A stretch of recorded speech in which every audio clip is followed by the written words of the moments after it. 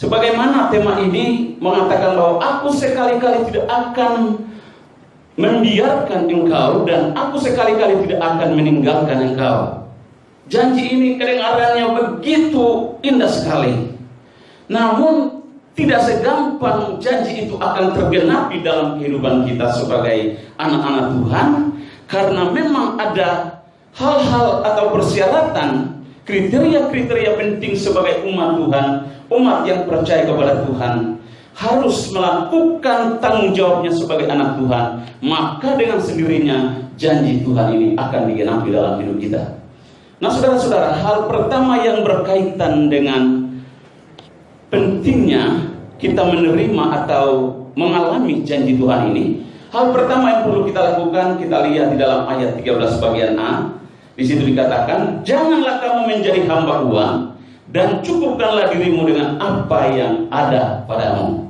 Saudara-saudara, di sana dikatakan, janganlah menjadi hamba uang, tetapi cukupkanlah dirimu dengan apa yang ada padamu. Hal pertama yang penting adalah mengabdi hanya kepada Tuhan.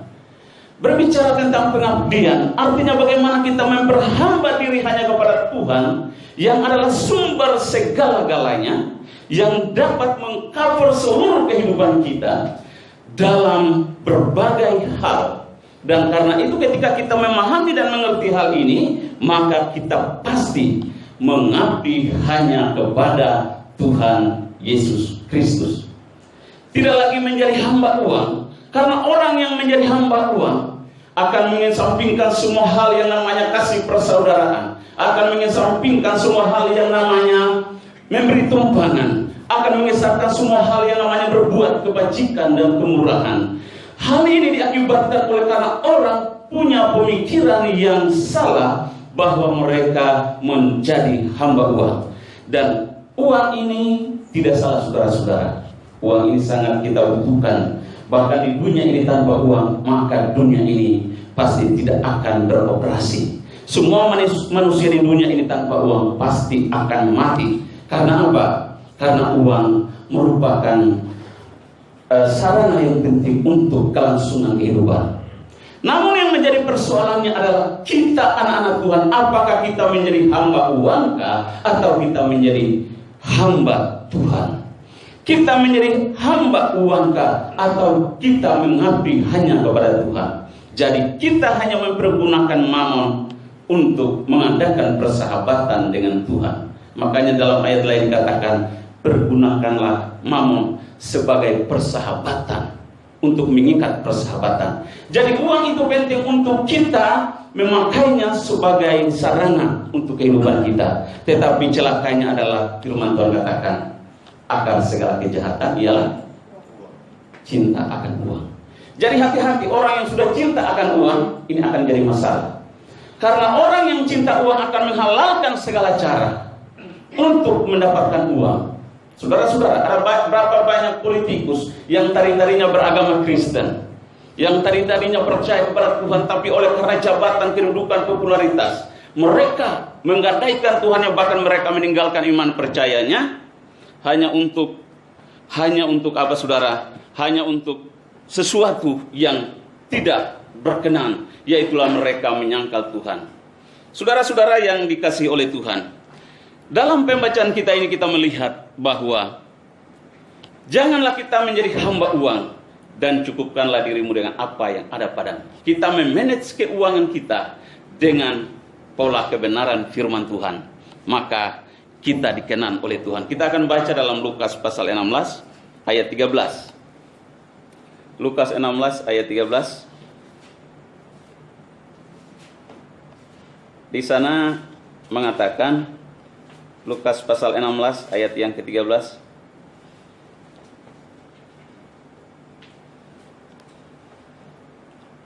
Ada di antara Bapak Ibu yang temukan?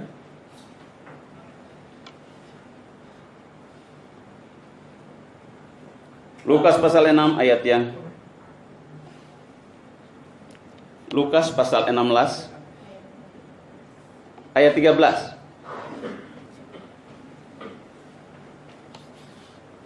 Ada yang bisa membantu membaca? Lukas pasal 16 ayat yang ke-13. Demikian firman Tuhan. Seorang hamba tidak dapat mengabdi kepada dua tuan, karena jika demikian ia akan membenci yang seorang dan mengasihi yang lain, atau ia akan setia kepada yang seorang dan tidak menghindarkan yang lain. Kamu tidak dapat mengabdi kepada Allah dan kepada Mammon. Amin. Ya, seorang hamba tidak dapat mengabdi kepada dua tuan. Jikalau dia mengabdi kepada dua tuan, maka dia akan membenci seorang dan mengasihi yang lain. Karena itu kita jangan mengabdi kepada Tuhan dan juga mengabdi kepada Mammon. Mammon berbicara tentang benda tidak bergerak atau benda mati yang berkaitan juga dengan uang, harta, kekayaan, dan popularitas. Jadi ketika kita mengabdi kepada Tuhan, maka sesungguhnya Tuhan akan berkarya dan menyatakan kuasanya untuk tidak membiarkan kita dan sekali-kali tidak akan meninggalkan kita. Asalkan kita mengabdi hanya kepada Tuhan. Nah, saudara-saudara yang dikasihi oleh Tuhan, di dalam 1 Timotius pasal 6, di situ dikatakan bahwa akar segala kejahatan itu ialah cinta uang. Ada berapa banyak orang Kristen yang oleh karena cinta uang, mereka meninggalkan Tuhan. Mereka tadinya setia kepada Tuhan, tapi ketika masalah terjadi, persoalan terjadi, maka mereka berdoa kepada Tuhan dan doanya tidak dijawab oleh Tuhan. Mereka merasa kecewa dan kemudian menyangkal Tuhan, meninggalkan Tuhan dan mengganti kepercayaan mereka. Karena apa? Mereka tidak memahami, mereka tidak percaya akan janji Tuhan yang mengatakan bahwa sekali-kali aku tidak akan membiarkan engkau dan sekali-kali aku tidak akan meninggalkan engkau. Kalau Tuhan yang berfirman, maka cepat atau lambat firman itu pasti digenapi. Ya. Nah, di dalam ayat itu dikatakan bahwa aku sekali-kali tidak akan membiarkan engkau. Kata tidak akan menunjukkan bahwa dia bisa menyertai dan dia juga tidak bisa menyertai. Kenapa? Dia akan menyertai tatkala benar-benar kita sungguh-sungguh mengabdi kepada Tuhan. Tapi dia juga tidak bisa menyertai tatkala kita sendiri yang membangun suatu benteng antara kita dengan Tuhan, sehingga Tuhan tidak beserta dengan kita.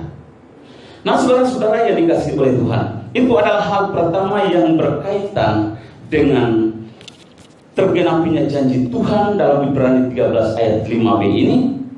Dan bagian kedua yang sangat penting adalah kita lihat di dalam Ibrani pasal 12. Di sana dikatakan, Ibrani pasal 12, Ibrani pasal yang ke-12 ayat 1 dan 2 kita baca lagi ya. Ibrani pasal 12 ayat 1 dan 2, di situ dikatakan begini.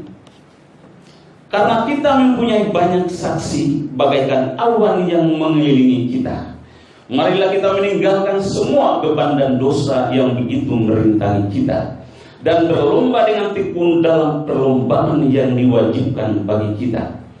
Marilah kita melakukannya dengan mata yang tertuju kepada Yesus, yang memimpin kita dalam iman dan yang membawa iman kita itu kepada kesempurnaan, yang dengan mengabaikan kehinaan tekun memikul salib ganti sukacita yang disediakan bagi Dia yang sekarang duduk di sebelah kanan takhta Allah. Hal penting yang kedua yang perlu kita lakukan supaya janji Tuhan tergenapi dalam hidup kita adalah di dalam ayat ini, itu menanggalkan beban dan dosa. Nah, saudara, karena penyertaan Tuhan itu bisa terhenti apabila ada beban atau dosa. Tapi dalam terjemahan lama lebih jelas. Dalam terjemahan lama lebih jelasnya bilangnya begini. Saya tuliskan di sini. Di situ dibilang begini. Dalam terjemahan lama bahasa Indonesia di situ dibilang begini. Oleh sebab itu, sedangkan kita dikelingkupi dengan sebegitu banyak orang yang menyaksikan seperti awan rupanya, maka hendaklah kita membuangkan tiap-tiap pikulan yang berat dan dosa yang mudah menjerat kita, dan biarlah kita berlari dengan tekun di dalam perlombaan yang diwajibkan bagi kita. Nah, kita bahkan di bawah ini dikatakan, marilah kita menanggalkan semua beban dan dosa yang begitu merintangi kita. Dalam terjemahan lama dikatakan bahwa kita membuangkan tiap-tiap pikulan yang berat dan dosa yang mudah menjerat kita. Nah, saudara-saudara, bagian penting yang kedua adalah menanggalkan beban dan dosa supaya janji Tuhan ini digenapi dalam kehidupan kita. Nah, saudara-saudara, menanggalkan beban dan dosa. Dosa menggunakan kata hamartia, artinya meleset dari sasaran. Jadi ketika kita meleset dari kehendak Tuhan, itu adalah dosa. Dan itulah sebabnya Allah tidak pernah kompromi, Tuhan tidak pernah kompromi yang namanya dosa. Ketika ada dosa, Tuhan tidak mau berurusan. Dosa itu harus diselesaikan, barulah Tuhan akan turun tangan dan bekerja. Itulah sebabnya di sini katakan bahwa ada banyak saksi bagaikan awan yang mengelilingi kita. Marilah kita menanggalkan semua beban dan dosa. Rupanya beban atau pikulan-pikulan berat bisa berbicara tentang masalah, bisa berbicara tentang persoalan, bisa berbicara tentang banyak hal yang merintangi kita untuk kita tidak tekun di dalam perlombaan iman. Berlomba dengan tekun dalam koridor firman Tuhan. Ini sangat penting karena apa, saudara-saudara? Di situ dikatakan bahwa berlomba dengan tekun dalam perlombaan yang diwajibkan bagi kita. Paulus berkata, aku telah mencapai garis akhir, aku telah memelihara iman. Luar biasa. Nah, di sini kita melihat salah satu contoh di dalam Kejadian 28. Kita lihat dulu dalam Kejadian 28. Kejadian 28.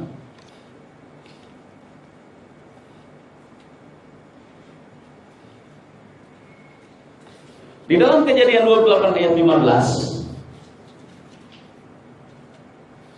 Kejadian 28 ayat 15. Nah, kita baca di sana dikatakan begini.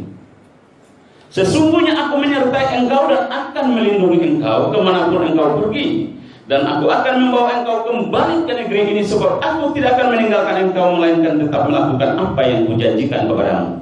Janji ini diperuntukkan kepada Yakub pada saat Yakub pergi dari rumah ayah ibunya dan menuju padang Aram, di mana di situ ada pamannya yang bernama Laban. Dan ketika dia tiba di satu tempat yang namanya Betel, di situ Tuhan berfirman kepada Yakub dan berkata, sesungguhnya aku menyertai engkau dan akan melindungi engkau kemanapun engkau pergi, dan aku akan membawa engkau kembali ke negeri ini, sebab aku tidak akan meninggalkan engkau, melainkan tetap melakukan apa yang kujanjikan kepadamu. Yakub adalah seorang penipu, ya. Dia menipu abangnya, yaitu Esau. Dia mencuri hak kesulungan abangnya itu. Dia mencuri hak kesulungan, dan kemudian berkat yang diuntukkan buat abangnya pun ia mencurinya. Dia mengambil berkat itu, dan oleh karena takut dibunuh, dia pergi ke padang Aram, disuruh oleh ayah ibunya, yaitu Ishak. Lalu dia pergi dan tiba di satu tempat yang namanya Betel. Kisah ini menceritakan, sampai di Betel Tuhan katakan bahwa aku akan menyertai engkau, dan sampai kembali lagi ke tempat ini. Tapi rupa-rupanya kita perhatikan bagaimana Yakub bekerja 7 tahun untuk mendapatkan Rahel. Bahkan dia ditipu oleh pamannya, itulah Laban, sehingga dia diberikan anaknya Lea menjadi istrinya, dan kemudian dia harus bekerja 7 tahun lagi baru mendapatkan anaknya pamannya, itulah Rahel. 14 tahun bekerja. Bahkan kisah tentang Yakub ini bahwa semua upah daripada Yakub ini sering diubah-ubah oleh Laban terhadap Yakub. Seberapa banyak kali upah Yakub ini diubah. Yakub seorang penipu, dia bertemu dengan seorang jenderal penipu. Apa yang dia taburkan itu yang dia tuai. Dia menipu abangnya, dan justru di situ dia menuai apa yang dia taburkan waktu itu, yaitu pamannya menipu dia habis-habisan. Bahkan sampai kambing domba yang dia gembalakan. Ada perjanjian di antara mereka bahwa yang bercoreng-coreng dan berloreng-loreng itulah yang akan menjadi bagian Yakub.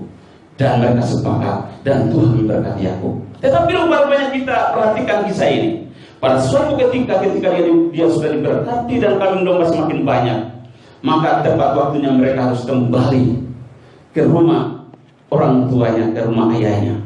Tuhan katakan nanti kembali ke negeri ini, artinya kembali ke Betel. Tapi dia tidak kembali ke Betel, saudara. Tapi mereka pergi dan tinggal satu daerah yang namanya Sikem. Mereka melihat Sikem itu padang rumput yang begitu hijau. Mereka melihat, wah, di sini tempatnya untuk kita bisa kambing domba kita bisa sehat, bisa tumbuh. Dan mereka hidup di sana. Dan rupa-rupanya di situ masalah baru terjadi. Masalahnya Bapak Ibu Saudara tahu, anak daripada Yakub namanya Dina diperkosa oleh anaknya Hamor. kerajaan itu. Menjadi persoalan yang berat sehingga saudara-saudaranya melaksanakan suatu tindakan dan membunuh, membinasakan semua laki-laki di negeri itu. Terjadi masalah besar dan Yakub menjadi takut dalam persoalan itu. Dan malam harinya Tuhan berkata kepadanya, Tuhan berfirman kepadanya, pergi ke Betel, pergi ke Betel. Dia sampaikan kepada keluarganya, mulai besok di antara kalian semua, jika ada dewa-dewa asing, semua berhala-berhala yang ada pada kalian serahkan dan kita kuburkan, dan kita akan pergi ke Betel. Dan kemudian keluarganya, istri, anak-anaknya, mereka melakukan hal itu. Mereka membawa dewa-dewa asing kepada Yakub dan dewa-dewa itu dibinasakan. Dan kemudian mereka pergi ke Betel.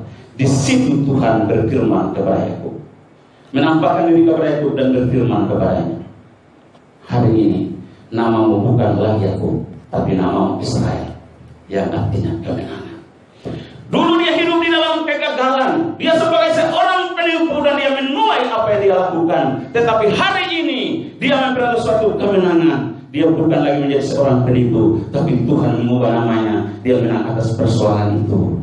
Ada dosa-dosa yang merintanginya dan seakan-akan Tuhan tidak menyertai sehingga terjadi persoalan. Tapi sebenarnya bukan Tuhan tidak menyertai, tapi yang menjadi persoalannya adalah Yakub sendiri yang membangun suatu tembok yang memisahkan bagaimana cara Allah bekerja dan menyertai Yakub.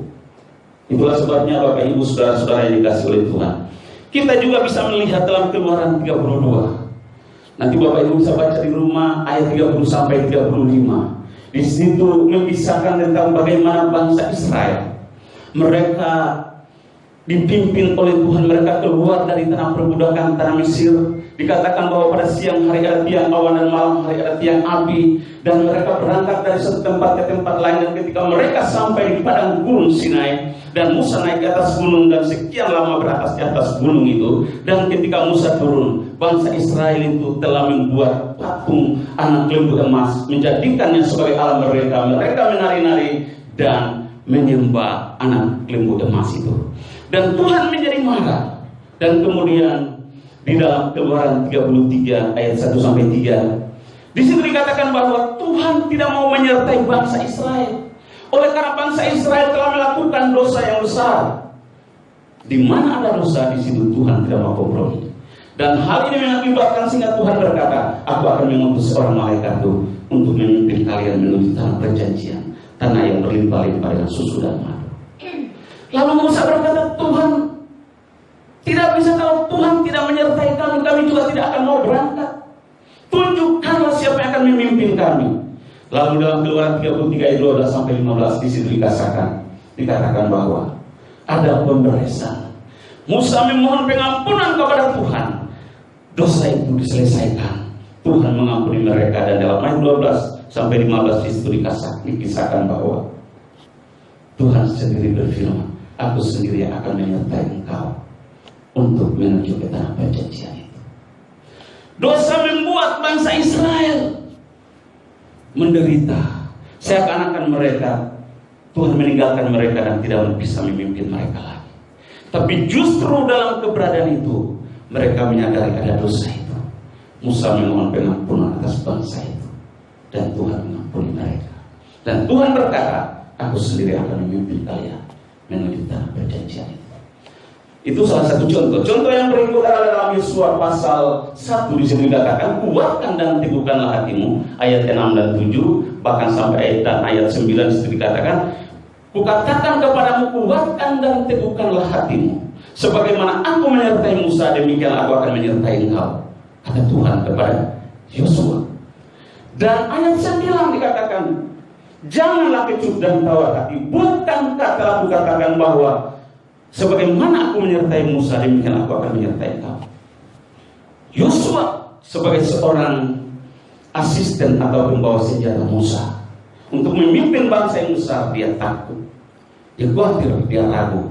Karena Musa yang sehebat itu, bangsa Israel tegak tengkuk melawan dia, apalagi dengan pribadinya. Dia merasa tidak mampu dan tidak layak. Tapi justru Tuhan berfirman dan dia mulai melangkah, mengambil sikap dan memimpin bangsa itu. Dan dikatakan dalam pasal 7 kitab Yosua, di situ dikatakan bahwa Tuhan menyertai mereka. Dalam pasal 6, bangsa Israel dengan pujian dan penyembahan gembok Yeriko yang begitu tinggi dan begitu tebal itu dihancurkan hanya oleh pujian dan penyembahan. Tetapi rupa-rupanya ketika Tuhan berfirman dan berkata dalam pasal yang ke-7, dalam Yosua pasal 7, kalau kita lihat di sana, Yosua pasal 7, coba kita lihat dulu. Yosua pasal yang ke-7 ayat 11. Yosua pasal yang ke-7 ayat 11. Ada yang sudah ketemu? Tolong bacakan. Yosua pasal 7 ayat yang ke-11, demikian bunyi firman Tuhan. Sampai 14 ya. Sampai 14. Orang Israel telah berbuat dosa. Mereka melanggar perjanjianku yang kuperintahkan kepada mereka. Mereka mengambil sesuatu dari barang-barang yang dikhususkan itu. Mereka mencurinya, mereka menyembunyikannya, dan mereka menaruhnya di antara barang-barangnya. Ayat 12. Sebab itu orang Israel tidak dapat bertahan menghadapi musuhnya. Mereka membelakangi musuhnya, sebab mereka itu pun dikhususkan untuk ditumpas. Aku tidak akan menyertai kamu lagi jika barang-barang yang dikhususkan itu tidak kamu punahkan dari tengah-tengahmu. Ayat 13. Bangunlah, kuduskanlah bangsa itu dan katakan, kuduskanlah dirimu untuk esok hari. Sebab demikianlah firman Tuhan, Allah Israel. Hai orang Israel, ada barang-barang yang dikhususkan di tengah-tengahmu. Kamu tidak akan dapat bertahan menghadapi musuhmu sebelum barang-barang yang dikhususkan itu kamu jauhkan dari tengah-tengah kamu. Ayat 14.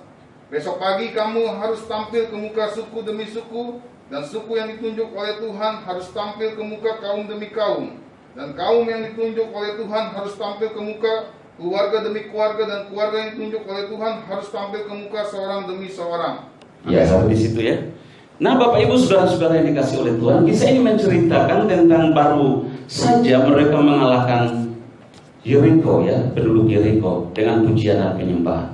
Tapi di dalam pasal 7 ini Tuhan memerintahkan mereka untuk merebut Ai, adalah suatu tempat yang berdekatan dengan Yeriko. Pada saat mereka pergi berperang, Tuhan berfirman dan kemudian mereka 3.000 prajurit dikirim untuk pergi merebut Ai. Tapi rupanya sampai di Ai, mereka lari meninggalkan musuh mereka. Mereka membelakangi musuh mereka karena apa? Mereka dikejar. Mereka mengalami kekalahan. Rupanya kekalahan yang diakibatkan oleh karena apa? Oleh karena ada dosa di antara bangsa itu. Yaitu ada seorang yang namanya Akan. Dia dari suku Yehuda. Dia mengambil barang-barang jarahan yang berharga. Padahal Tuhan berfirman kepada Yosua, tumpaslah habis, bahkan semua barang-barang berharga, semua yang mereka miliki ditumpas habis. Tapi ketika Akan jatuh cinta terhadap barang berharga itu, dia mengambilnya dan dia menyembunyikannya di dalam kemahnya. Dan itu merupakan dosa. Dan mereka dikatakan mengalami kekalahan. Di antara 3.000 itu ada 36 orang yang mati terbunuh. Mereka lari. Dan kemudian Tuhan berfirman supaya Yosua segera menyelesaikan masalah dosa ini, supaya Tuhan tetap menyertai mereka di dalam melawan penduduk kota Ai. Dan ketika dikatakan bahwa ketika Yosua membereskan itu, maka Tuhan turut bekerja. Tuhan ambil kendali, Tuhan ambil alih peperangan itu, dan mereka mengalahkan penduduk Ai, dan mereka memperoleh kemenangan. Saudara-saudara yang diberkati oleh Tuhan Yesus, di dalam perlombaan iman kita harus dengan tekun di dalam iman percaya kita. Maka Yohanes, Rasul Yohanes di dalam Injilnya selalu menggunakan kata percaya, adalah kata kerja, pisteusin, bukan kata benda pistis. Artinya sesuatu yang berkesinambungan, sesuatu yang terjadi berkali-kali, bukan hanya berhenti pada suatu ketika. Artinya kita percaya, kita harus tetap percaya. Kita setia, kita harus tetap setia. Kita baca firman Tuhan, harus tetap tekun baca firman Tuhan. Kita beribadah, harus tekun tetap beribadah kepada Tuhan. Kita berdoa, harus tekun berdoa kepada Tuhan. Tetapi tadi ayat itu mengatakan dalam Ibrani 12 ayat 1 dan 2, ada begitu banyak beban yang merintangi kita. Kadang-kadang hobi bisa menjadi beban, Bapak Ibu Saudara. Kadang-kadang hobi bisa menjadi beban, sehingga orang katakanlah lengserkan atau tidak beribadah, dia lebih memilih untuk katakanlah hobinya adalah basket, dia bermain basket. Nah itu. Katakanlah orang hobinya adalah sepak bola. Oleh karena sepak bola, dia tinggalkan ibadah dan dia bisa lebih memilih kepada hobi. Atau hal-hal lain yang menjadi kesukaan atau kesayangan kita pribadi yang orang lain tidak tahu, itu bisa menjadi rintangan atau penghalang. Itu yang disebut pikulan-pikulan yang berat atau beban-beban yang berat. Nah, ini akan berbarengan dengan yang namanya dosa. Dosa artinya meleset. Beban adalah masalah dan persoalan. Itulah sebabnya Tuhan Yesus berkata, marilah kepadaku hai kamu yang letih lesu dan berbeban berat, aku akan memberi kelegaan kepadamu. Orang Israel semenjak kecil, mereka sudah diberitahukan oleh orang tua mereka bahwa Taurat itu dituliskan, tuliskan pada leuh hatimu. Jadi ketika mereka berjalan berdiri kemanapun, mereka selalu harus ingat akan Taurat. Dan 10 hukum ini mereka harus lakukan. Dan di antara satunya gagal, maka semua hukum itu gagal. Dan 10 hukum ini dijabarkan menjadi 600 sekian hukum. Dan itu merupakan beban buat orang Yahudi, orang Israel. Sehingga Tuhan berkata, mari kepadaku, aku akan memberikan kelegaan kepadamu. Pikulah kamu yang kupasang dan belajarlah padaku, karena aku lemah lembut dan rendah hati. Tuhan hendak memberikan suatu kuk yang berbeda, suatu beban yang berbeda, mengajarkan suatu pemahaman yang berbeda. Karena sekian lama mereka memikul beban, memikul pikulan-pikulan yang berat, yang menekan mereka sehingga mereka tidak bebas untuk bersekutu dengan Tuhan. Tapi ketika Yesus hadir di tengah-tengah orang banyak itu dan menyampaikan, siapa yang letih lesu dan berbeban berat, mari kepadaku, aku akan memberi kelegaan kepadamu. Supaya mereka menerima sesuatu beban atau kuk yang Tuhan pasang dalam setiap pundak orang-orang yang percaya kepada Dia. Bapak Ibu saudara-saudara yang dikasihi oleh Tuhan, berlomba dengan tekun dalam koridor firman Tuhan dan berlomba dengan mata yang tertuju kepada Tuhan dalam Ibrani 12 ayat 2 tadi. Dengan mata yang tertuju kepada Tuhan, artinya mata kita harus tertuju kepada Tuhan. Iman kita harus tertuju kepada Tuhan Yesus. Jangan sampai oleh karena beban kita lebih memandang kepada beban itu, maka fokus kita kepada Tuhan itu pasti tergeser. Contohnya, para murid pada waktu berada di Danau Galilea, terjadi gelombang yang luar biasa. Dikatakan bahwa air itu telah menimbus perahu itu dan hampir tenggelam. Lalu mereka berteriak, "Guru, bangunlah! Apakah engkau biarkan kita binasa?" Lalu Yesus bangun menghardik angin itu, dan danau itu menjadi teduh sekali, dikatakan. Lalu Yesus katakan, kenapa kamu orang yang kurang percaya? Bukan mereka tidak percaya, tapi mereka kurang percaya. Mereka melihat badai itu, mereka tidak melihat Yesus yang sementara ada bersama-sama dengan mereka.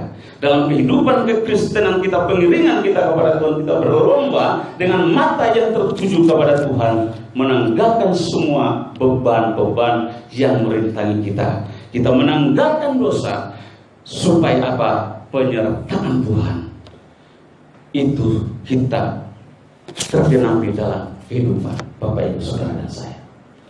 Bapak Ibu Saudara-saudara yang dikasihi oleh Tuhan Yesus Kristus, kesempatan tidak akan pernah terulang untuk kedua kalinya. Esau menjual hak kesulungannya dengan sepiring kacang merah.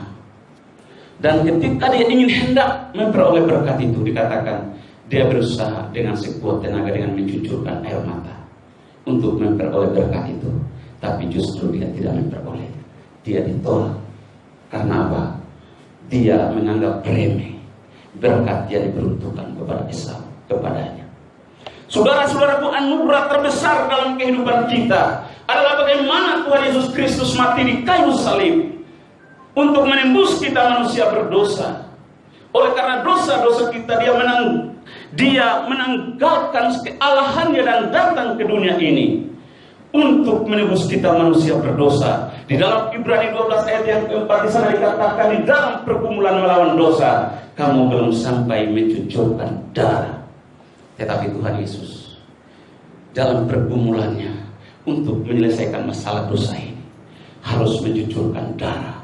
Dia bergantung di antara langit dan bumi di atas kayu salib. Darahnya bercucuran. Dan ketika kita melihat korban sebesar itu, maka hati kita sebenarnya hancur merenungkan kasih Tuhan. Berapa besar kasih Allah kepada kita dan kasih karunia-Nya tidak akan pernah kita hitung dengan ilmu pengetahuan, dengan logika matematika kita tidak bisa. Tetapi dengan hati yang penuh dengan ucapan syukur, hanya kita berkata, Tuhan terima kasih buat pengorbanan. Dan ketika kita menghargai pengorbanan Tuhan itu, kita tidak akan mudah untuk dipengaruhi. Yang tadi dalam terjemahan lama dikatakan, terjemahan lama saya lihat lagi di situ dikatakan, dan dosa yang mudah menjerat kita. Setiap pribadi anak-anak Tuhan punya kelemahan tersendiri. Mungkin suami tidak tahu, istri tidak tahu, orang tua tidak tahu, anak tidak tahu, mertua tidak tahu, saudara tidak tahu, bapak gembala tidak tahu, majelis gereja atau pembela sidang tidak tahu. Tetapi kita yang tahu tentang diri kita, kelemahan terbesar kita itu di mana. Dan iblis selalu berusaha untuk menjatuhkan kita dalam kelemahan terbesar itu, Bapak Ibu Saudara. Tetapi di situ dikatakan bahwa tanggalkan semuanya. Maka penyertaan Tuhan sempurna buat kita dalam menjalani masa-masa sulit sekalipun. Yosua berkata, penduduk Yeriko yang begitu banyak, temboknya yang tinggi 14 meter dan tebalnya 7 meter, dihancurkan dalam seketika dengan pujian dan penyembahan. Tetapi untuk mengalahkan penduduk Ai yang hanya segelintir, tetapi mereka mengalami kekalahan. Di mana Tuhan yang tadinya menyertai kami ini? Dia bingung kenapa? Rupa-rupanya ada dosa yang terselubung yang dilakukan oleh Akan yang menyebabkan Tuhan tidak mau bekerja di dalam perjalanan itu. Saudara-saudara yang dikasihi dalam Tuhan, di dalam perjalanan di Kristenan kita ada banyak hal yang kita lewati. Ada banyak godaan, ada banyak ujian, ada banyak kesulitan, ada banyak kesukaran yang datang menerpa kehidupan kita sebagai anak-anak Tuhan. Tetapi yakinlah, di dalam perjalanan di Kristenan kehidupan kita itu ada Tuhan yang selalu mengawasi kita on time. 24 jam dia mengawasi kita dalam sehari. Setiap detik pantauannya begitu tajam, lebih canggih daripada CCTV Bapak Ibu Saudara. Di gereja-gereja, di kantor-kantor, bahkan di rumah-rumah, orang memasang CCTV untuk bisa membantu menjaga keamanan, supaya terjadi sesuatu bisa ketahuan. Tetapi Saudara, firman Tuhan katakan, mata Tuhan tertuju kepada orang-orang benar, dan telinganya terhadap permohonan mereka yang minta tolong. Permohonan mereka yang minta tolong. Pada waktu kita berseru dan berdoa, Dia akan mendengar doa kita. Tuhan berkata, sekalipun dosamu merasa seperti krimis, Dia akan petikan seperti salju. Sekalipun dosamu merasa seperti kain kesumba, Dia akan memetikannya seperti bulu domba. Saudara-saudara yang dikasih oleh Tuhan, saya tidak tahu tentang keberadaan saudara, saudara tidak tahu tentang keberadaan saya. Tapi jika ada hal-hal, keinginan-keinginan daging kita yang kita masih sayangi sampai hari ini, firman Tuhan katakan, matikanlah dalam dirimu segala sesuatu yang duniawi. Ya, segala keinginan-keinginan daging kita terus belajar untuk matikan, supaya Kristus hidup di dalam kita. Nama Tuhan dipuji dan dimuliakan. Hal ketiga yang berkaitan dengan penggenapan janji Tuhan, yaitulah sekali-kali aku tidak akan membiarkan engkau, dan sekali-kali aku tidak akan meninggalkan engkau. Itu akan terrealisasi apabila kita melihat dalam Ibrani 12. Ibrani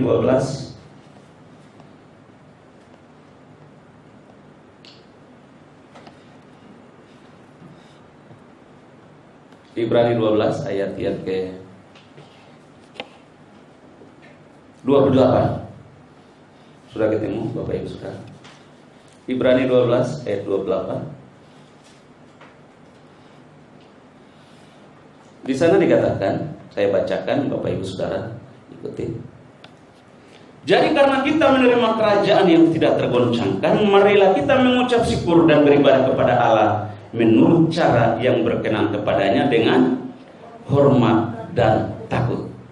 Hal ketiga yang sangat penting agar kita menerima janji Tuhan, sekali-kali aku tidak akan membiarkan engkau, dan sekali-kali aku tidak akan meninggalkan engkau, yaitu adalah tetap konsisten sebagai umat yang berkerajaan. Tetap konsisten artinya kekristenan iman percaya kita jangan sampai mengalami pasang surut. tetapi tetap konsisten. Pada saat senang setia sama Tuhan, pada saat susah tetap setia sama Tuhan, pada saat banyak uang setia sama Tuhan, pada saat tidak ada uang tetap setia sama Tuhan. Seperti Ayub, ya. Ayub pada saat dia kaya raya dia tetap takut Tuhan. Semuanya diambil pun dia tetap takut Tuhan. Dia konsisten. Nah, Bapak Ibu saudara-saudara yang dikasih oleh Tuhan, konsisten dalam hal apa? Di dalam ayat itu di situ dikatakan jelas, marilah kita mengucap syukur. Nah, mengucap syukur, orang akan bisa mengucap syukur pada saat semuanya berjalan dengan lancar. Pada saat istri sehat, suami sehat, anak sehat, mertua sehat, menantu sehat, semua keluarga sehat. Pada saat usaha lancar, dagangan lancar, kuliah lancar, studi baik, semuanya baik, orang bisa bersyukur. Tetapi ketika kejadian ini terbalik, maka apakah kita masih bersyukur?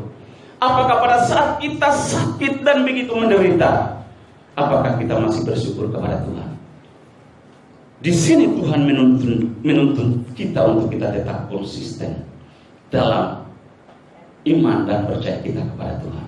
Saudara-saudara yang dikasih oleh Tuhan, tetap konsisten sebagai umat yang berkerajaan. Kita baca mundur di ayat 26. Ibrani 12 ayat 26 di situ dikatakan begini. Waktu itu suaranya menggoncangkan bumi, tetapi sekarang ia memberikan janji, satu kali lagi aku akan menggoncangkan bukan hanya bumi saja, melainkan langit juga.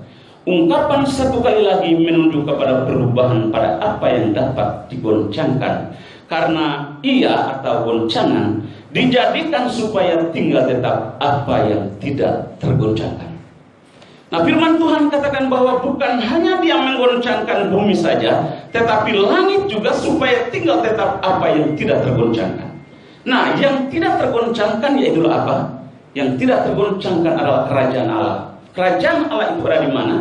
Kerajaan Allah itu di mana Allah berkerajaan, yaitu di mana kita menjadikan Tuhan sebagai raja dalam hidup kita, dan kita menjadi umatnya, menjadi anak-anaknya. Di kerajaan Allah itu di dalam diri kita, dan kerajaan itu tidak tergoncangkan.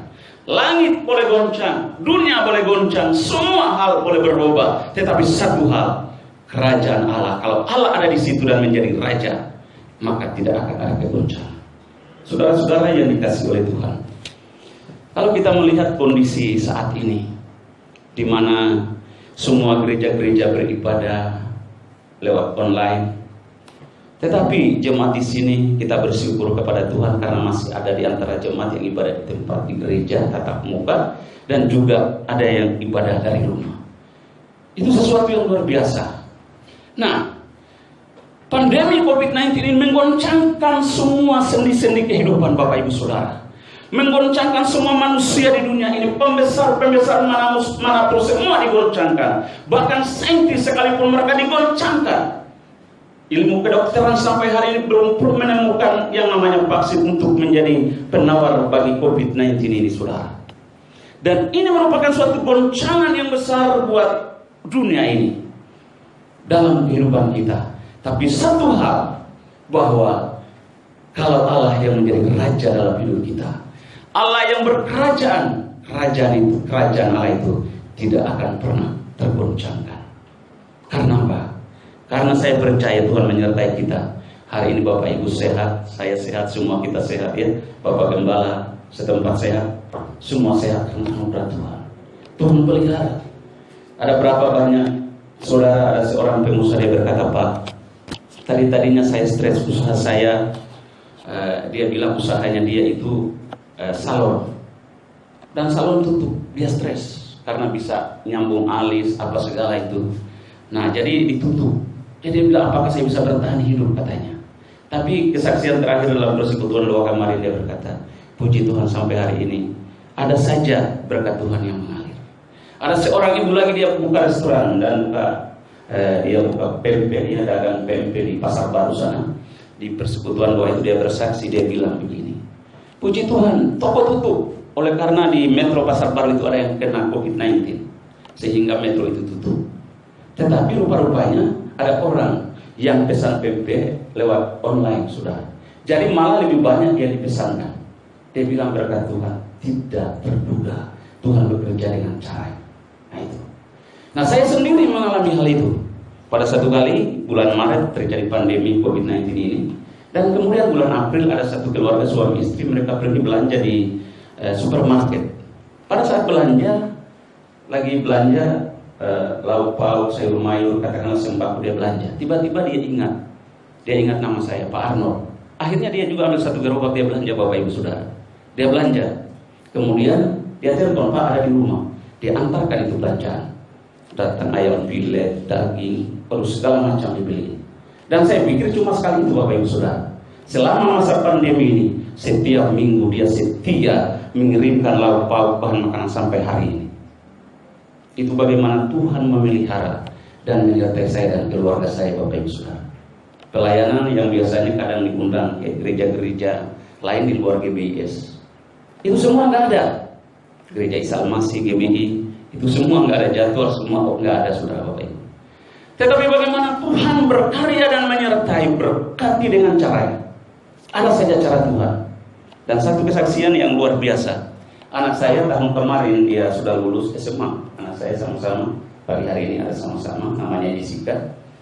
Saya suruh dia untuk tes UMPTN.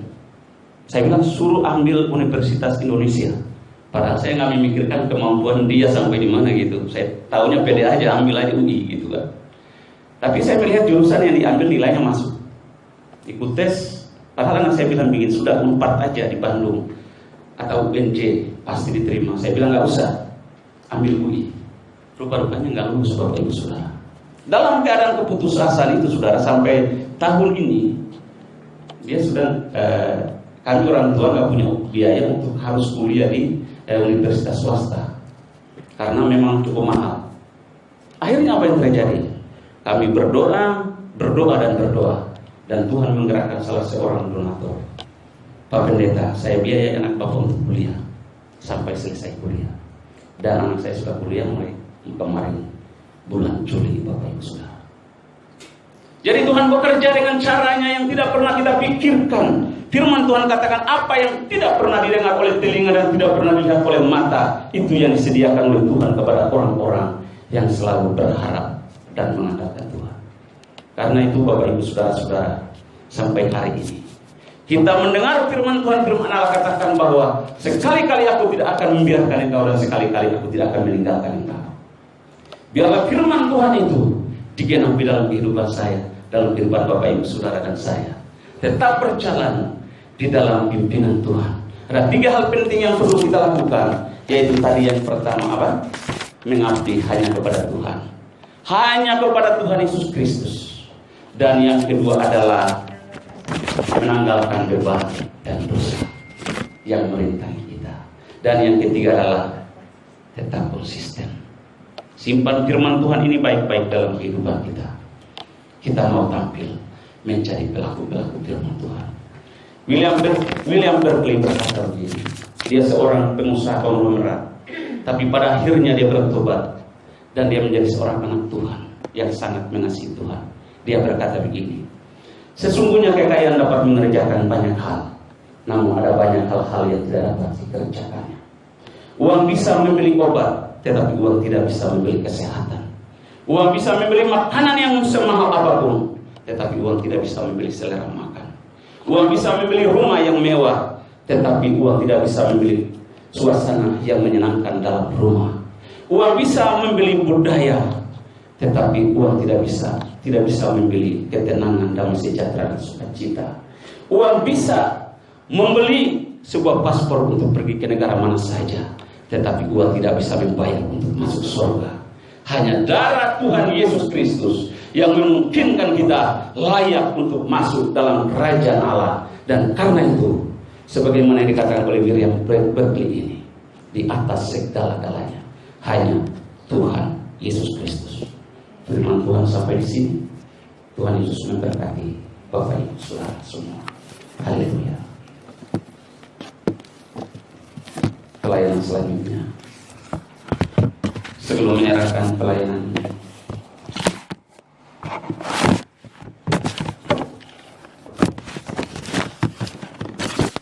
saya mengundang Bapak Ibu Saudara untuk kita menaikkan suatu pujian. Engkau ada bersamaku dalam setiap masa kehidupan kita. Tuhan tidak pernah membiarkan dan meninggalkan kita. Dia selalu ada bagi kita. Mungkin ada worship leader, singer, tolong membantu menaikkan pujian ini. Dan kita memasuk dalam penyembahan. Haleluya.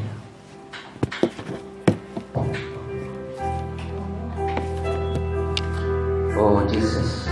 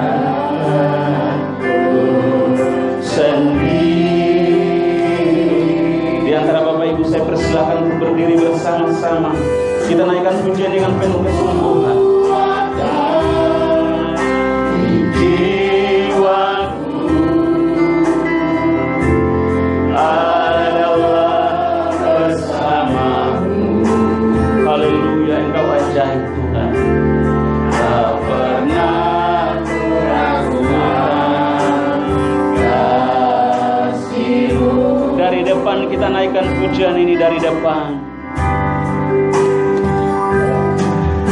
Engkau ada bersamaku, yes Lord, di setiap musim hidup. Amin Tuhan, terima kasih. Kau tidak pernah membiarkan setiap kami. Yes.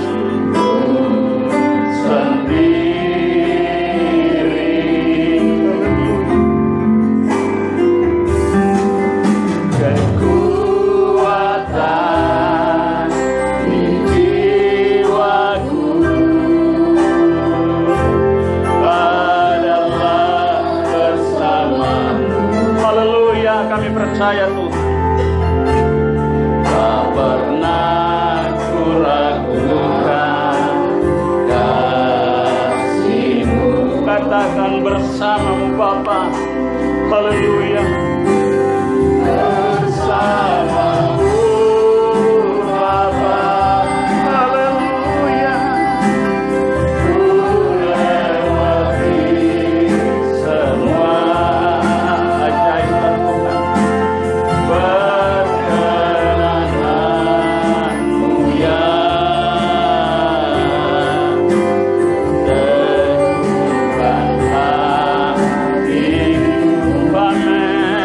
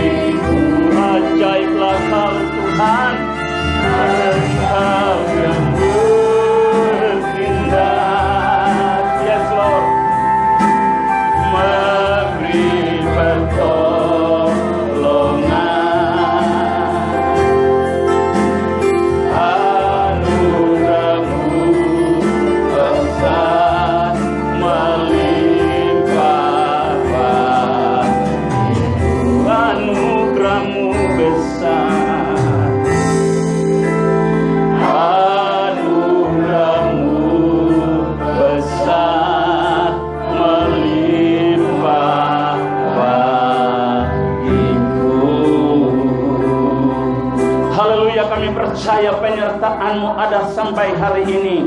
Buat setiap orang-orang yang percaya kepadamu, buat setiap kami yang percaya dan berharap kepada Tuhan, kami percaya firman Tuhan pagi hari ini dapat memberkati kami, dapat membebaskan kami, membuat kami semakin hari semakin tekun di dalam Tuhan. Terima kasih banyak Tuhan Yesus, Engkau yang melihat setiap keberadaan kami pada siang hari ini. Tuhan, Engkau melihat keadaan kami, pribadi lepas pribadi Tuhan, turut bekerja dan melakukan segala sesuatu seturut dengan firman-Mu. Tuhan, firman-Mu telah kami dengar bersama-sama, supaya kami hanya mengabdi hanya kepada Tuhan, supaya kami menanggalkan semua beban dan dosa, supaya kami tetap konsisten dalam perlombaan iman. Kiranya 3 perkara ini kami simpan dalam hati kami, maka penyertaan Tuhan sekali-kali Engkau tidak akan membiarkan kami, dan sekali-kali Tuhan Yesus tidak akan pernah meninggalkan kami. Biarlah firman-Mu digenapi dalam setiap kehidupan kami, setiap kehidupan anak-anak-Mu, jemaat-Mu di tempat ini. Tuhan, berkati jemaat-Mu dalam menjalani masa pandemi ini. Ada banyak pergumulan lepas pergumulan, tapi kami percaya Tuhan tetap mengcover, Tuhan berdaulat di dalamnya dan menolong setiap jemaat-Mu ada sampai hari ini. Semua karena kasih karunia Tuhan. Kami hanya bisa bersyukur atas kemurahan Tuhan. Kami hanya bisa bersyukur buat kebaikan-kebaikan Tuhan. Biarlah segala hormat, pujian, syukur, kemuliaan kami persembahkan hanya kepada Tuhan Yesus. Berkati hamba-Mu Bapak Gembala Sidang GBS Elim, Bapak Pendeta Mulyo, dengan hikmat marifat yang Tuhan alirkan seperti sungai yang terus mengalir, tidak pernah berhenti. Biarlah dengan hikmat dan marifat yang Tuhan terus alirkan itu dapat menggembalakan jemaat-Mu ke rumput yang hijau dan air yang tenang. Kepada keluarga, rumah tangga, istri, anak-anak Tuhan berkati. Kepada hamba-hamba-Mu, semua para pelayan-pelayan Tuhan, semua aktivis gereja jemaat GBS Elim, hamba berdoa di dalam nama Yesus, kiranya berkat Tuhan dicurahkan buat jemaat-Mu Tuhan di tempat ini. Terima kasih banyak Bapak. Terima kasih Tuhan untuk firman. Dalam nama Tuhan Yesus kami bersyukur untuk firman yang kami sudah dengar. Haleluya. Kita yang percaya katakan amin. Tuhan Yesus berkati. Saya kembalikan kepada pemimpin ibadah selanjutnya.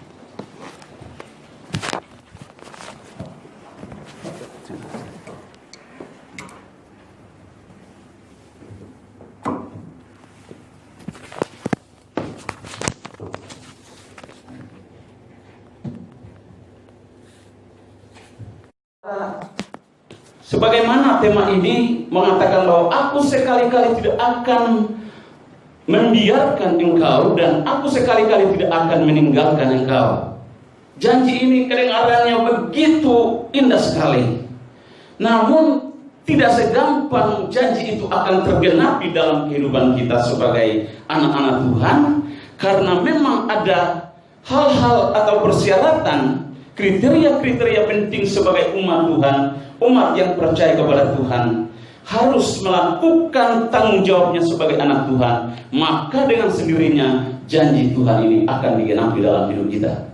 Nah saudara-saudara, hal pertama yang berkaitan dengan pentingnya kita menerima atau mengalami janji Tuhan ini, hal pertama yang perlu kita lakukan, kita lihat di dalam ayat 13 bagian A. Di situ dikatakan, janganlah kamu menjadi hamba uang, dan cukupkanlah dirimu dengan apa yang ada padamu. Saudara-saudara, di sana dikatakan janganlah menjadi hamba uang, tetapi cukupkanlah dirimu dengan apa yang ada padamu. Hal pertama yang penting adalah mengabdi hanya kepada Tuhan. Berbicara tentang pengabdian, artinya bagaimana kita memperhamba diri hanya kepada Tuhan, yang adalah sumber segala-galanya, yang dapat mengcover seluruh kehidupan kita dalam berbagai hal. Dan karena itu ketika kita memahami dan mengerti hal ini, maka kita pasti mengabdi hanya kepada